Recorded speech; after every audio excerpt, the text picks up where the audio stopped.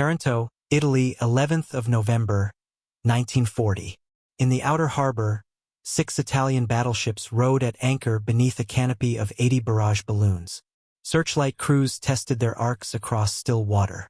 Torpedo nets stretched between moorings, steel meshes believed impenetrable. Radio traffic logged routine patrol reports. At 20:35 hours, the first flares ignited over Mar Grande. Admiralty orders had expected air raids eventually, but shallow water, averaging 12 meters, was considered a natural shield against aerial torpedoes. Reality unfolded differently. Within 90 minutes, 3 capital ships would be crippled, 1 lost forever.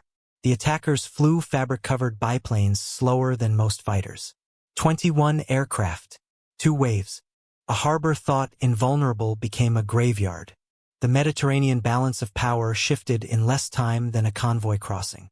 Alexandria, Egypt, August 1940. On Admiral Sir Andrew Cunningham's desk, convoy schedules to Malta and Greece lay marked against known Italian patrol lines. His Mediterranean fleet faced a stark numerical disadvantage. The Italian Regia Marina deployed 6 battleships supported by heavy cruisers and modern destroyers. British convoy operations depended on challenging the superiority without sacrificing irreplaceable capital ships in daylight surface actions. Italian doctrine emphasized concentration and decisive engagement under favorable conditions. Fuel economy, limited air reconnaissance range, and preference for clear-weather operations constrained Italian sortie patterns. Supermarina staff papers stressed the invulnerability of major fleet units moored in shallow harbor anchorages protected by nets, balloons, and shore batteries. Taranto's Mar Grande Basin, with an average depth of 12 meters, appeared particularly secure against conventional torpedo attack. Admiral Cunningham understood that convoy protection required neutralizing Italian battleship strength at its source. Direct fleet engagement risked attrition Britain could not afford. Surface raids on defended harbors invited catastrophic losses. Yet the strategic mathematics remained inflexible. Malta's survival depended on uninterrupted supply. Those convoys required freedom of movement. Freedom of movement demanded suppression of the Italian battle line. HMS Illustrious arrived in the Mediterranean in late August. The carrier's armored flight deck represented a new generation of fleet aviation assets. Her embarked squadrons, 813 and 815, operated ferry Swordfish torpedo bomber reconnaissance aircraft. These biplane aircraft carried a crew of 3, cruised at 90 knots, and could deliver either bombs or torpedoes. Their slow speed and fabric construction seemed anachronistic even in 1940, but carrier aviation offered asymmetric options unavailable to conventional forces. Staff discussions identified Taranto as the center of gravity for Italian naval power. Reconnaissance photographs showed multiple capital ships moored in predictable patterns. The same intelligence sheets recorded harbor depth measurements. 12 meters. Existing doctrine held that aerial torpedoes required deeper water to achieve proper running depth after drop. Standard torpedoes plunged well below safe limits on entry, risking bottom strikes or porpoising that ruined attack geometry. Taranto's shallow bottom appeared to guarantee immunity. Cunningham's planning staff examined this assumption with operational urgency. If shallow water protected Italian battleships absolutely, then strategic options narrowed to unacceptable attrition warfare. But assumptions, once challenged, sometimes revealed overlooked possibilities. London and Malta, September through October 1940. At Stokes Bay, torpedo trials produced frustrating results. Standard Mark XII 18-inch torpedoes dropped from Swordfish aircraft plunged too deep on water entry. Test records showed impact traces at depths exceeding Taranto's maximum basin measurements. Physics appeared to confirm Italian confidence in shallow water immunity.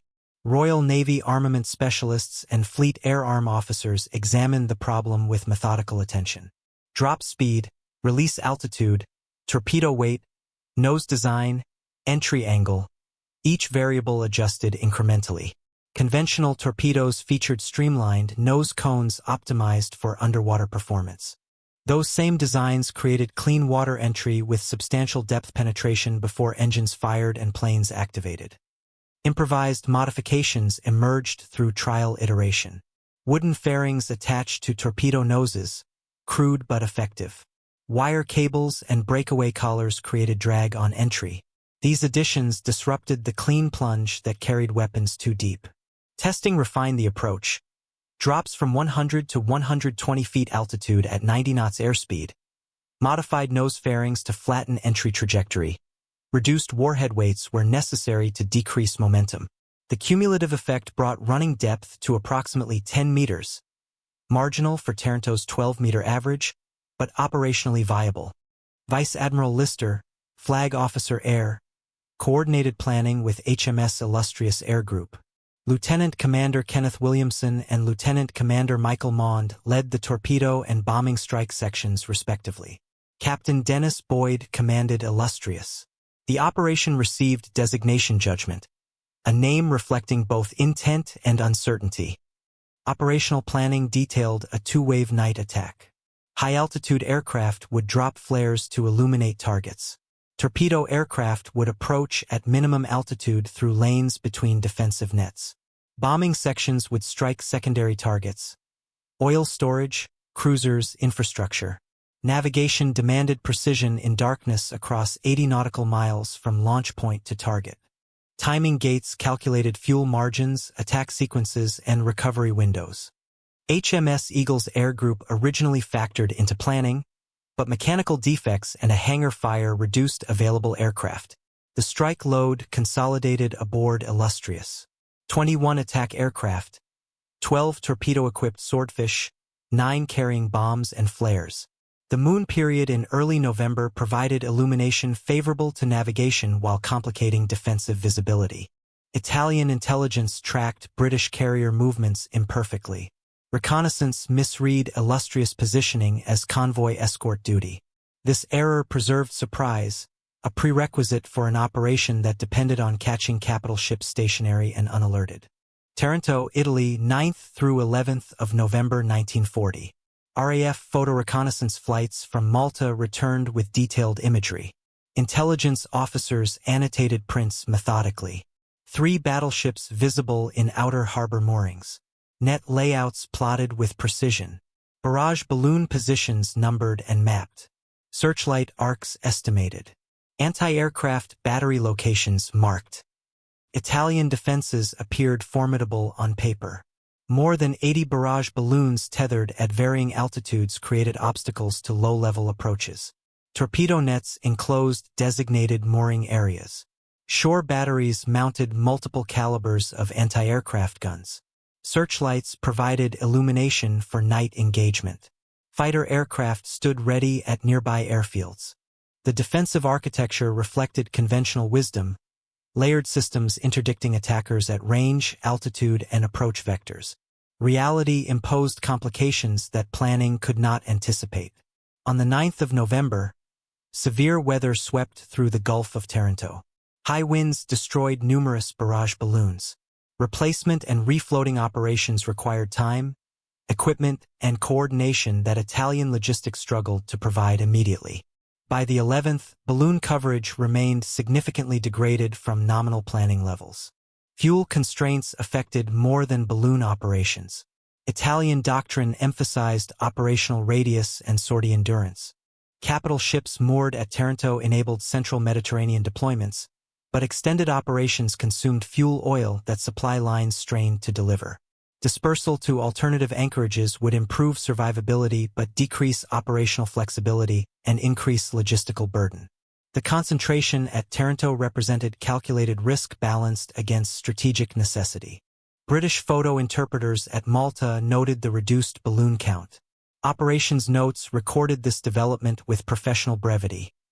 Defensive degradation created opportunity.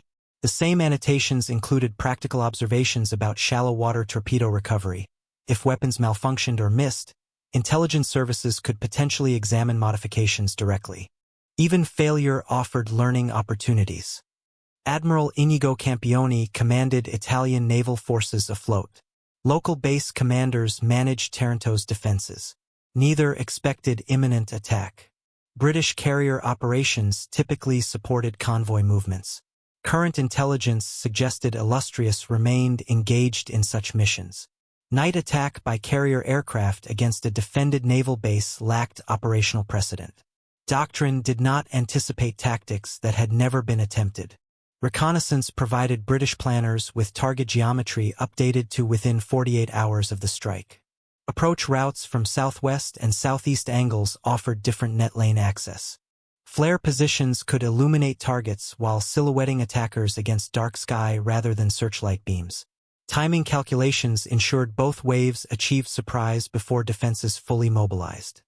The harbor that protected Italy's battle fleet now awaited the test of assumptions against improvisation, conventional wisdom against tactical innovation.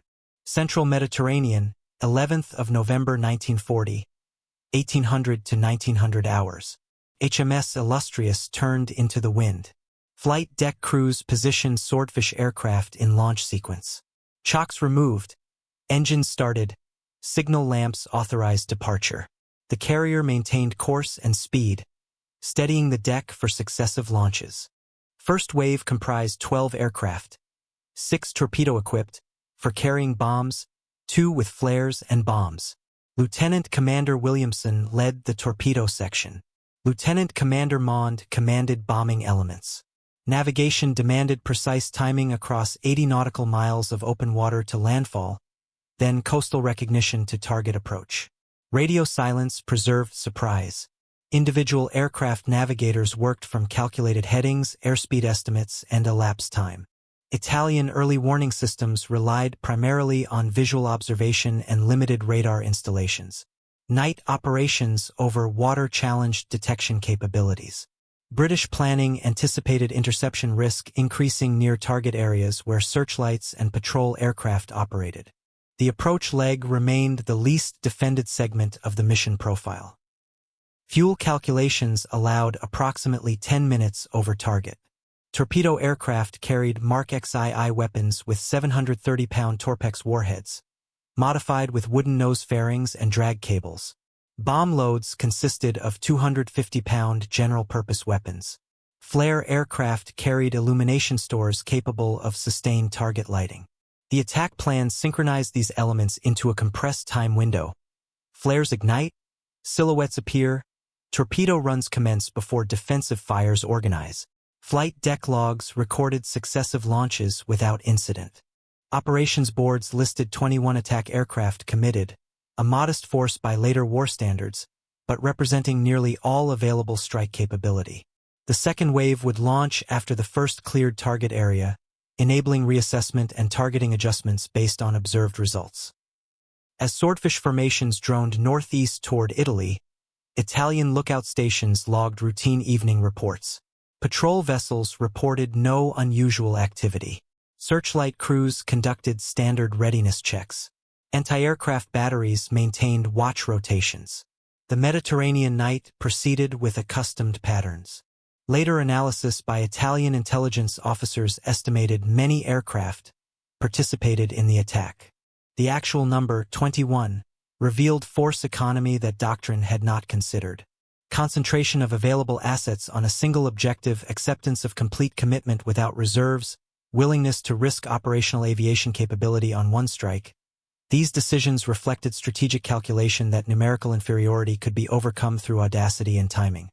The first wave flew on, aircraft scattered across several miles of airspace, navigators checking landmarks against memorized geography, crews preparing for attack runs that would test technical modifications against theoretical impossibility. Taranto, Mar Grande, 11th of November 1940, 20:35 to 21:10 hours. The first flare ignited high over the outer anchorage. Magnesium brilliance silhouetted moored battleships against dark water. Conti di Cavour, Littorio, and other capital ships became fixed reference points for torpedo attack geometry. Italian defensive doctrine anticipated air raids. Barrage balloons, when properly deployed, forced aircraft to higher altitudes where anti-aircraft fire could engage effectively. Searchlights illuminated attacking aircraft for ranging and tracking. Torpedo nets provided physical barriers. The integrated system depended on early warning, coordinated response, and attackers conforming to expected approach parameters. The British attack sequence violated several assumptions simultaneously.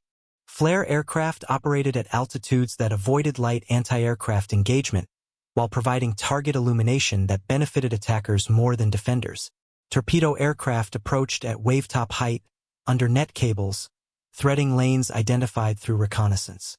Drop parameters 90 knots airspeed at 100 to 120 feet altitude represented the refined results of weeks of technical testing. Modified torpedo noses and drag fittings kept weapons in the 10-meter running depth envelope.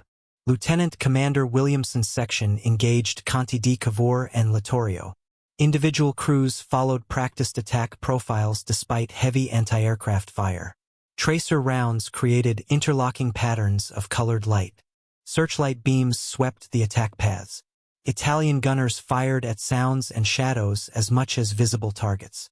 The coordination required for effective anti-aircraft defense demands training, communication systems, and operational experience that few naval installations possessed in late 1940. Conte di Cavour took a single torpedo hit. The explosion opened compartments below the waterline. Flooding progressed rapidly in the shallow moored condition. Settling increased as water distribution unbalanced. Within hours, the battleship rested on the harbor bottom, upper works exposed but operationally finished. Littorio absorbed 3 torpedo strikes. Damage control parties responded with trained efficiency, but multiple compartments breached simultaneously overwhelmed immediate countermeasures. The ship developed a substantial list. Pumping operations continued through the night, stabilizing the hull but confirming months of repair before operational readiness could be restored. Italian combat reports documented intense anti-aircraft fires. British pilot accounts acknowledged heavy defensive response but noted inaccuracy. Flare glare disrupted visual tracking. Low-level approaches compressed engagement windows. Some aircraft sustained damage. Lieutenant Geoffrey Bailey's Swordfish returned with significant combat scarring, but most completed attacks and withdrew. The first wave's primary objective had succeeded against theoretical impossibility. Shallow water torpedoes, dismissed by doctrine, had achieved multiple capital ship hits. Littorio's rapid list indicated severe internal flooding. Conte di Cavour's settling confirmed fatal damage. Italian spot count reports estimated dozens of attacking aircraft. Actual count: 11 Swordfish in the first wave. Economy of force with disproportionate tactical effect. Taranto and approaches, 11th of November 1940, 2200 to 2240 hours. The second wave sighted flare glow on the horizon from 30 miles distance. Timing suggested targets remained illuminated and defenses disorganized. Lieutenant Commander James Hale led 9 aircraft, 5 torpedo-armed, 4 with bombs. Italian defenders anticipated follow-up attacks after the first strike. Fighter aircraft at nearby bases received scramble orders. Additional searchlights activated. Anti-aircraft crews maintained alert status. However, coordination between naval base defense, shore batteries, and air assets remained imperfect. Communications systems carried competing priorities. Damage assessment reports, rescue operations, and tactical orders flowed simultaneously through overloaded channels. Macchi C-200 fighters launched from Grottaglie airfield, but night interception without radar guidance depended on visual acquisition. British aircraft approached at low altitude, masked by darkness and terrain, dispersed enough to complicate detection. Italian fighters patrolled sectors without radio cueing to specific threats. Searchlights provided illumination for anti-aircraft batteries, but also helped attackers identify targets. Hale's torpedo sections engaged Caio Duilio and other remaining battleships. Duilio took a forward hit that flooded compartments and caused progressive settling. Emergency grounding prevented capsizing but confirmed long-term repair requirements. Additional torpedo runs targeted Vittorio Veneto, achieving at least one hit that necessitated dry dock attention. Bomb sections struck infrastructure targets: oil storage facilities, machine shops, seaplane hangars. 250-pound general-purpose bombs ignited fuel stores. Fires complicated damage control and illuminated the harbor for subsequent attackers. Italian yard logs later documented oil fires burning for 36 continuous hours, disrupting repair operations and consuming resources. Italian dispatches characterized the attack as demonstrating unexpected audacity, phrasing that appeared in post-action summaries reviewed by multiple headquarters. This assessment reflected operational shock. Carrier aircraft had achieved against defended moorings what surface forces could not accomplish without catastrophic losses. The second wave compounded first strike damage. Duilio's flooding ensured months out of commission. Littorio's condition worsened. Conte di Cavour remained settled on bottom. The Italian battle line, which had numbered 6 operational battleships on the evening of the 10th, now counted 3 fully combat-capable units by dawn on the 12th. 2 ships required extensive repairs. 1 was constructive total loss. British aircraft losses remained minimal. 2 Swordfish failed to return. 1 crew captured. 1 rescued. 19 aircraft recovered to Illustrious. The strike-exchange ratio defied conventional naval warfare calculations.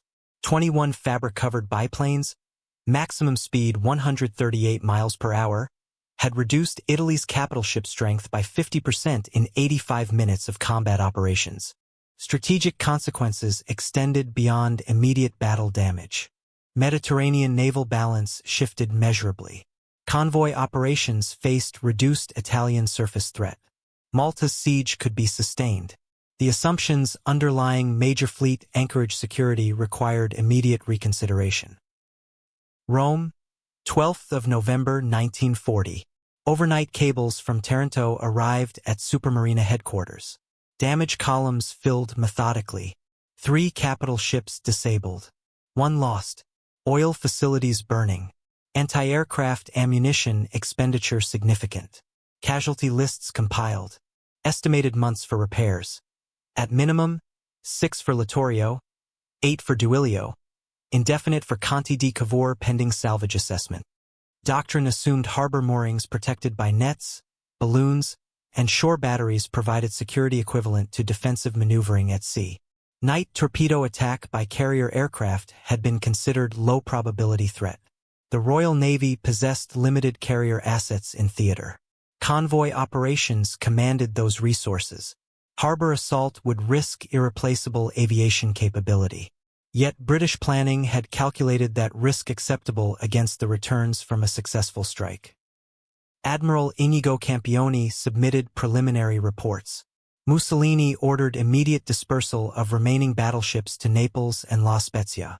Staff officers recalculated convoy escort requirements, fuel allocations, and operational radius restrictions. Dispersal improved survivability but decreased concentration. Sorties from separated bases required increased coordination and reduced response flexibility. Emergency tow operations moved damaged ships to dry dock facilities. Conte di Cavour's settling required compressed air flooding of compartments to achieve controlled grounding rather than capsizing. Littorio's list stabilized through counterflooding and pumping, but internal structural assessment revealed extensive torpedo damage. Repair timelines expanded as inspection detailed full scope of destruction. Italian engineers examined recovered torpedo fragments and witness accounts. Wooden nose fairings and drag fittings identified the technical solution to shallow water running. Intelligence reports forwarded these findings to technical staffs. Shallow water no longer guaranteed protection. Defenses required enhancement. Additional net layouts, expanded smoke generation capacity, increased fighter coverage, improved radar early warning. Each modification imposed costs. Nets required materials, installation time, and maintenance. Smoke equipment consumed fuel. Fighter night capability demanded aircraft, training, and operational infrastructure. Radar technology remained in early development stages. The defensive investments necessary to restore assumed security levels diverted resources from offensive operations. Fuel calculations showed dispersal consequences. Steaming time between bases and operational areas increased. Convoy interdiction windows narrowed. British Malta supply missions, previously requiring careful timing to avoid Italian battleship sorties, now proceeded with reduced threat. The Mediterranean convoy war shifted advantage measurably toward Britain. Supermarina dispatches communicated urgency, expanded passive defenses, dispersed basing, increased reconnaissance. Fragments of British torpedo fittings received detailed engineering analysis. The Royal Navy had achieved tactical surprise through technical innovation and operational audacity. Italian response focused on preventing recurrence while managing strategic consequences. The night of the 11th had demonstrated that shallow harbors, once considered ultimate protection for capital ships, now represented vulnerable concentration points. Naval warfare assumptions established over decades required fundamental reconsideration. Taranto became doctrinal reference point, not the impossibility of shallow water torpedo attack, but its proven feasibility against defended anchorages. Tokyo and London, November through December 1940. In Tokyo, a junior staff officer pinned reconnaissance photographs of damaged Italian battleships to a briefing board. Dry dock images showed torpedo impact patterns, hull breaches, and settling characteristics.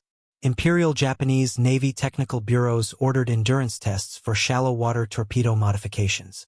Many naval powers believed shallow water torpedo runs involved excessive risk of bottom strikes, porpoising, or running depth failure. Taranto provided photographic proof, mechanical evidence, and operational confirmation that modified weapons could achieve reliable performance in restricted water.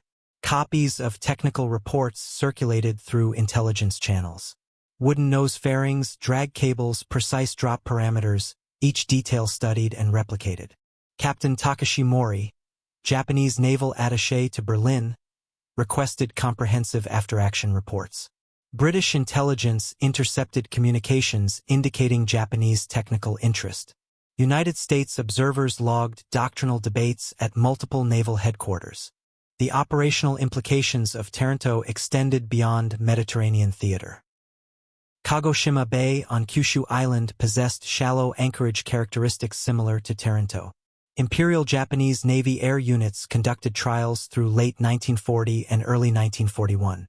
Torpedo drop tests refined altitude, airspeed, and nose modification parameters. Anti-roll fins improved stability. Breakaway collars controlled entry angle. Running depth tests confirmed reliable performance in 12 to 15 meters of water. Tactical planners examined the operational model. Carrier-based surprise attack against capital ships in defended anchorages. The concept aligned with Japanese naval doctrine emphasizing decisive engagement through superior initiative. Peacetime mooring concentrations represented vulnerable targets. Shallow harbors, previously considered safe from torpedo attack, now appeared as potential exploitation opportunities. On the 7th of December 1941, 13 months after Taranto, Japanese carrier aircraft struck United States Pacific Fleet moorings at Pearl Harbor. The attack employed shallow-running torpedoes modified with wooden stabilizers and breakaway nose fittings. Drop parameters reflected refined testing informed by British technical reports. Multiple battleships sustained damage in anchorage depths previously thought protective. Strategic surprise achieved through carrier aviation against defended harbor installations replicated Taranto's operational model on larger scale. Historical documentation establishes clear technical lineage from Taranto modifications to Pearl Harbor weapon systems. Japanese naval officers explicitly referenced British methods during development testing. The coincidence of shallow water torpedo requirements, carrier-based delivery, and surprise harbor assault demonstrates doctrinal transmission across theaters and powers. Taranto's intelligence aftershocks extended beyond immediate Mediterranean consequences. The operation proved that technical innovation could overcome assumed physical limitations. Carrier aviation offered asymmetric strike capabilities against anchored fleets. Shallow harbors no longer guaranteed immunity. Concentration increased vulnerability. These lessons informed tactical development across multiple navies preparing for wider conflict. The night of the 11th of November 1940 changed naval warfare doctrine permanently. What had been attempted and succeeded once became template for future operations. Taranto demonstrated possibility. Pearl Harbor demonstrated scale. Mediterranean theater, November 1940 through May 1943. Italian naval operations adapted to post-Taranto realities immediately. Dispersed basing became permanent policy. Capital ships operated from Naples, La Spezia, and other ports rather than concentrating at single anchorages. This distribution improved survivability but complicated coordination. British convoy operations to Malta proceeded with reduced surface threat. The strategic calculus changed. Fewer Italian battleships operational meant more aggressive British scheduling. Malta's siege continued, but supply sustainment improved measurably. Convoys that previously required maximum escort and timing precision now accepted moderate risk with adequate protection. Fuel remained persistent constraint for Italian operations. Dispersal increased steaming distances. Sortie planning balanced operational objectives against petroleum consumption. The mathematics of convoy interdiction became unfavorable. Extended patrols consumed fuel without guaranteed contact. Concentrated sorties risked engagement with British covering forces. Returning to port without decisive action wasted resources. The Battle of Cape Matapan in March 1941 demonstrated continued consequences. Italian heavy cruisers encountered British Mediterranean fleet southwest of Greece. Air reconnaissance and intelligence provided British forces with operational warning. The engagement resulted in 3 Italian heavy cruisers sunk and battleship Vittorio Veneto damaged. Italian losses reflected both tactical disadvantage and strategic attrition accumulated since Taranto. Capital ship availability affected every operational calculation. Malta convoys, North African supply lines, Aegean operations, each mission required risk assessment influenced by Italian battleship deployment status. British planners scheduled operations against known Italian strengths, exploiting intelligence about repair timelines and fuel constraints. Italian naval effectiveness declined progressively through 1942 and 43. Fuel shortages intensified. Allied air superiority restricted daylight operations. Submarine threats constrained movement. By mid-1943, the Regia Marina operated as fleet-in-being potential threat that influenced planning but rarely sortied for decisive engagement. Italian armistice in September 1943 terminated Mediterranean naval opposition. Surviving Italian battleships sailed to Allied custody rather than combat. Littorio, under repair since Taranto, finally achieved full operational status only to surrender. The battleship spent the war's final years interned. Conte di Cavour, refloated after Taranto but never fully repaired, remained non-operational through surrender. The ship ultimately scrapped in 1947. Historical assessments calculate Taranto's strategic impact as force multiplication. 21 aircraft achieved results equivalent to major fleet action without equivalent losses. British carrier aviation demonstrated asymmetric capabilities that conventional surface forces could not replicate. Italian naval strategy shifted from offensive flexibility to defensive constraint permanently. The Mediterranean balance, already challenging for Italy, became untenable after Taranto. Malta survived. North African campaigns received maritime support. Allied amphibious operations in Sicily and Italy proceeded without significant naval opposition. Taranto's 90 minutes of combat operations influenced 3 years of theater-wide consequences. United States Navy, 1940 through 1945. American naval observers documented Taranto with detailed attention. The operation demonstrated carrier aviation strike potential against defended targets. Technical reports analyzed torpedo modifications, attack profiles, and defensive countermeasures. United States Navy aviation bureaus studied British methods and adapted concepts to American equipment. Pacific theater geography emphasized carrier aviation's strategic importance. Vast oceanic distances, dispersed island bases, and limited land-based air coverage created operational environment where mobile carrier forces provided decisive advantage. Taranto proved that carriers could project power against capital ship concentrations independent of battle line support.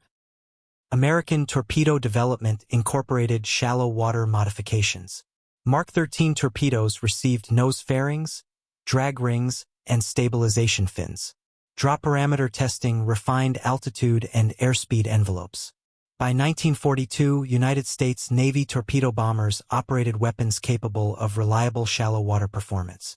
The Battle of Midway in June 1942 validated carrier strike doctrine at strategic scale. American dive bombers destroyed 4 Japanese fleet carriers in minutes. The engagement turned on intelligence, timing, and aviation effectiveness, elements present at Taranto but executed with more aircraft and longer operational reach. Midway's outcome confirmed carrier aviation as decisive naval weapon rather than auxiliary capability. Island campaigns across the Pacific employed carrier support extensively. Amphibious operations depended on aviation to suppress shore defenses, interdict reinforcements, and provide close support. Taranto's demonstration that relatively small strike forces could achieve disproportionate effects influenced American willingness to commit carriers aggressively despite numerical constraints in early war years. Technical innovations expanded carrier capabilities progressively. Improved aircraft increased range, payload, and performance. Radar enabled night operations and defensive vectoring. Communication systems coordinated multi-carrier strikes. Underway replenishment extended operational endurance. Each advancement built upon fundamental doctrine validated at Taranto. Carrier aviation could achieve strategic objectives through tactical surprise and force concentration. By war's end, United States Navy deployed more than 100 aircraft carriers of various classes. Fleet carriers, light carriers, and escort carriers operated across both oceans. The naval force structure reflected doctrinal emphasis on aviation strike capability. Battleships remained valuable but secondary to carrier operations. Post-war naval architecture prioritized carriers. Construction programs, budget allocations, and strategic planning centered on carrier task forces. The Mediterranean operation in November 1940 had demonstrated operational potential that American industrial capacity scaled to theater-wide dominance. 21 Swordfish at Taranto preceded hundreds of Hellcats, Avengers, and Dauntless across the Pacific. Taranto's influence on American naval development operated through demonstrated possibility rather than direct technical transfer. British methods informed but did not dictate American approaches. The core lesson remained consistent. Carrier aviation provided asymmetric strike capabilities that altered naval warfare fundamentally. American naval aviation expanded this concept into doctrine that dominated Pacific operations and established post-war fleet structures. Royal Navy, 1945 through 1950. Post-war analysis examined Taranto comprehensively. Official histories, technical reports, and officer memoirs documented the operation's development, execution, and consequences. The night of the 11th became case study for naval aviation doctrine, carrier operations, and inter-service coordination. Admiral Cunningham's memoirs provided command perspective. Planning had required balancing risks against strategic necessity. Committing limited carrier resources to single operation risked irreplaceable aviation capability. But Mediterranean convoy security demanded aggressive action against Italian capital ship strength. The decision to proceed reflected calculated judgment that potential returns justified operational stakes. Lieutenant Commander Williamson, captured after ditching near Taranto, spent the war in Italian prisoner camps. His return provided detailed attack leader perspective. Technical modifications had worked precisely as tested. Attack coordination achieved surprise despite defensive preparation. The operation validated that careful planning, technical innovation, and crew training could overcome doctrinal assumptions about defended anchorages. Fleet air-arm aviation expanded significantly during the war. Carrier deployments extended from Mediterranean to Arctic, Atlantic, and Pacific theaters. British carriers participated in convoys, amphibious operations, and fleet actions. Taranto established doctrinal foundation, but subsequent operations refined methods across diverse operational environments. Post-war carrier development emphasized jet aircraft, angled flight decks, steam catapults, and improved arresting gear. The technological progression reflected doctrinal commitment to carrier aviation as primary strike capability. Battleship construction ended. Carrier programs continued. Resource allocation demonstrated institutional acceptance of lessons first validated at Taranto. British naval historians debated Taranto's place in wider conflict. Some analyses emphasized immediate Mediterranean consequences. Others focused on doctrinal influence extending to Pearl Harbor and Pacific carrier battles. Consensus recognized the operation as inflection point. Before Taranto, carrier aviation remained supporting capability. Afterward, carriers emerged as primary naval striking force. The Swordfish aircraft became symbolic of the operation. Obsolete by later war standards, the biplane achieved results that modern aircraft struggled to replicate. Slow speed enabled precise low-altitude attack. Fabric construction absorbed anti-aircraft damage better than metal structures. Three-crew configuration distributed navigation, attack, and defensive responsibilities effectively. The Swordfish remained operational through war's end despite technological obsolescence, demonstrating that mission-appropriate design mattered more than abstract performance parameters. Taranto veterans participated in war bond tours, documentaries, and historical projects. Their accounts emphasized meticulous preparation more than dramatic combat narrative. Torpedo modifications required weeks of testing. Navigation demanded careful plotting. Attack timing coordinated multiple elements precisely. Success reflected professional competence rather than heroic improvisation. The operation's historical legacy within Royal Navy culture emphasized technical innovation, aggressive planning, and acceptance of calculated risk when strategic situation demanded action. Taranto demonstrated that inferior forces could achieve decisive results through asymmetric tactics and operational creativity. Aviation development, 1940 through 1960. Taranto influenced torpedo bomber development across multiple nations. The requirement for shallow water capability drove technical refinement of weapons, drop parameters, and aircraft characteristics. Progress accelerated through wartime experience and continued into post-war military programs. Torpedo design evolved toward flat-running weapons with reduced entry depth. Nose modifications became standard rather than improvised additions. Gyroscopes improved running stability. Propulsion systems increased speed and range. Warhead effectiveness improved through shaped charges and contact fusing. Each advancement traced lineage to operational requirements identified at Taranto. Aircraft performance progressed rapidly. Early war torpedo bombers like the Swordfish gave way to faster, longer-ranged aircraft. The Grumman Avenger became standard American torpedo bomber, carrying larger weapons with improved reliability. Japanese Nakajima B-5N Kate aircraft proved decisive at Pearl Harbor. British Ferry Barracuda succeeded the Swordfish in fleet air arm service. Each type reflected doctrinal emphasis on carrier-based strike capability. Drop altitude requirements remained persistent challenge. Higher altitude improved survivability against anti-aircraft fire but complicated torpedo entry physics. Lower altitude enabled precision but increased vulnerability. Testing programs refined compromise parameters. 200 to 400 feet became standard range, balancing performance against survivability. These envelopes traced directly to Taranto's 120-foot drops and subsequent operational experience. Navigation technology advanced substantially. Radar enabled formation keeping and target location in darkness or weather. Radio communications improved strike coordination. Electronic warfare systems provided countermeasures against enemy radar. Taranto had relied on visual navigation and timing. Later operations employed sophisticated electronic aids. Yet fundamental concepts remained consistent. Surprise, concentration, precision. Post-war jet aviation transformed carrier operations. Jet fighters and attack aircraft required different deck configurations, catapults, and recovery systems. Angled decks separated launch and recovery operations. Steam catapults enabled heavier aircraft. Mirror landing systems improved approach precision. The technological progression stemmed from doctrinal commitment to carrier aviation that Taranto had validated operationally. Missile technology eventually superseded torpedo bombers. Anti-ship missiles provided longer range, higher speed, and improved lethality without exposing aircraft to close-range defenses.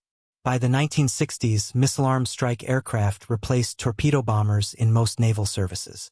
The operational requirement, precision strike against defended targets, remained constant. Technology evolved to meet that requirement more effectively.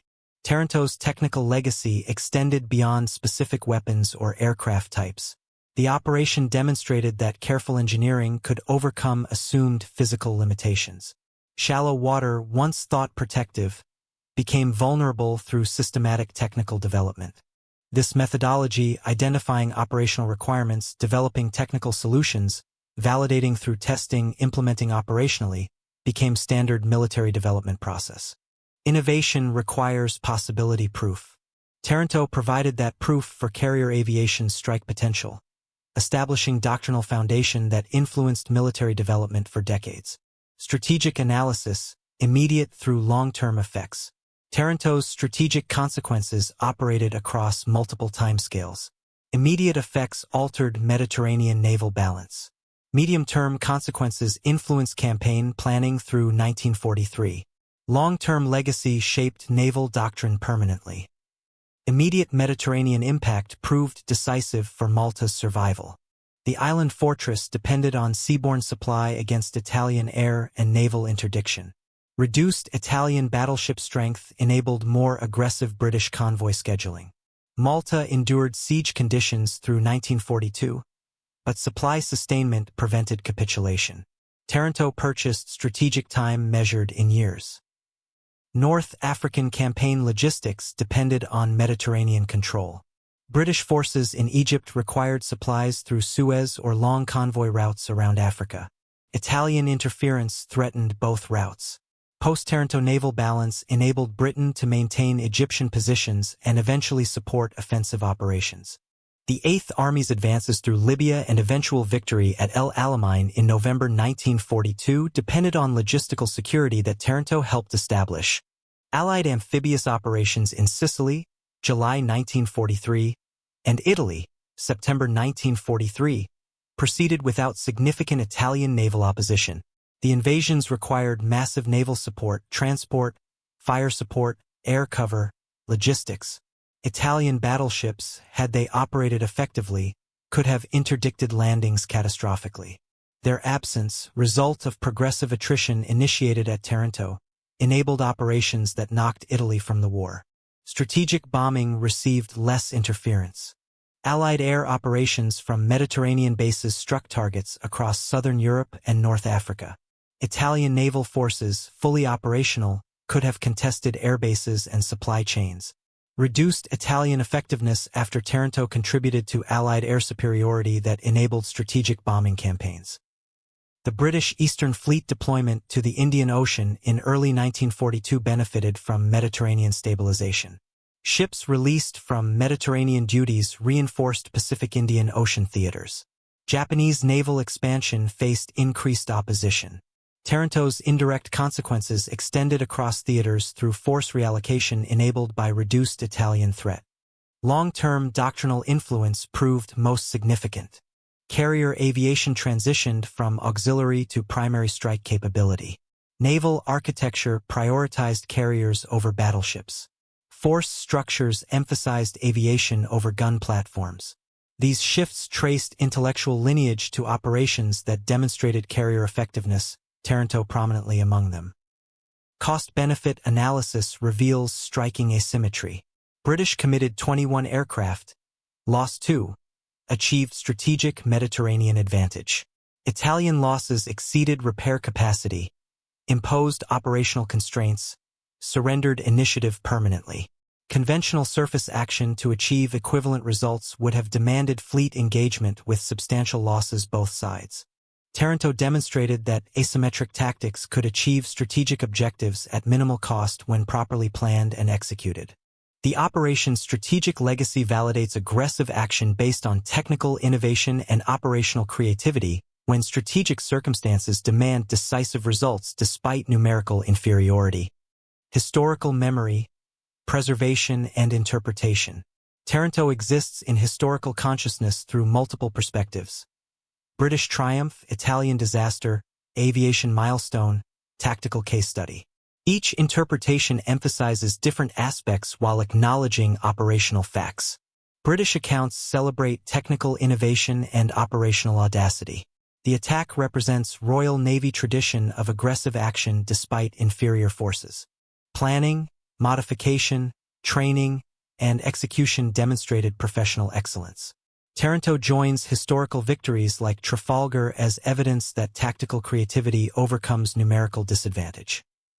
Italian perspectives emphasize defensive failures and strategic consequences. Pre-war assumptions about shallow water protection proved catastrophic. Inadequate early warning, degraded balloon defenses, and insufficient night fighter capability contributed to disaster.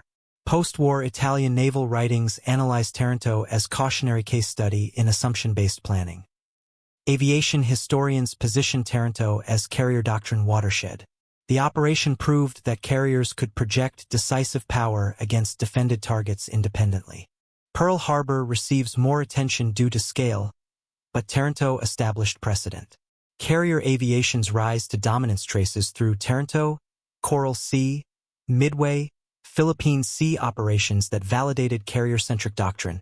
Tactical analysts study Taranto as mission planning exemplar.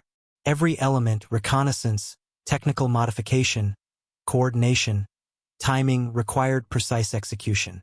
The compressed timeline between concept and operation, approximately 3 months, demonstrated institutional capacity for rapid development when strategic necessity demanded action. Modern military doctrine references Taranto as historical example of successful innovation under pressure. Memorial preservation varies by perspective. In Britain, Taranto veterans received recognition through military honors, historical documentation, and public ceremonies. Admiral Cunningham's memoirs preserve command perspective. Squadron records detail aircrew experiences. The operation maintains place in Royal Navy institutional memory as demonstration of carrier aviation effectiveness. Italian commemorations focus on casualties and lessons learned. Taranto marked beginning of progressive naval decline that ended with armistice. Memorial literature emphasizes defensive failures to prevent future repetition. The operation catalyzed doctrinal reforms that improved, but never fully restored Italian naval effectiveness. Museums in Britain and Italy preserve artifacts, aircraft fragments, torpedoes, photographs, planning documents. The physical evidence supports historical interpretation while remaining accessible to researchers and public audiences. Swordfish aircraft on display represent technological anachronism that achieved strategic results through proper employment. 70 years after the attack, Taranto remains reference point for discussions of asymmetric warfare, technological innovation, and strategic surprise. The operation's specific circumstances, shallow harbor, capital ship concentration, carrier strike, may never recur exactly, but underlying principles maintain relevance. Technical solutions can overcome assumed limitations. Operational creativity compensates for numerical inferiority. Decisive action at critical moments achieves disproportionate strategic effects. Concluding assessment, historical significance, and contemporary relevance. The night of 11th to 12th November 1940 demonstrated that courage, innovation, and precise execution can overcome material disadvantage. 21 fabric-covered biplanes, flown by fewer than 70 aircrew, shifted Mediterranean naval balance decisively.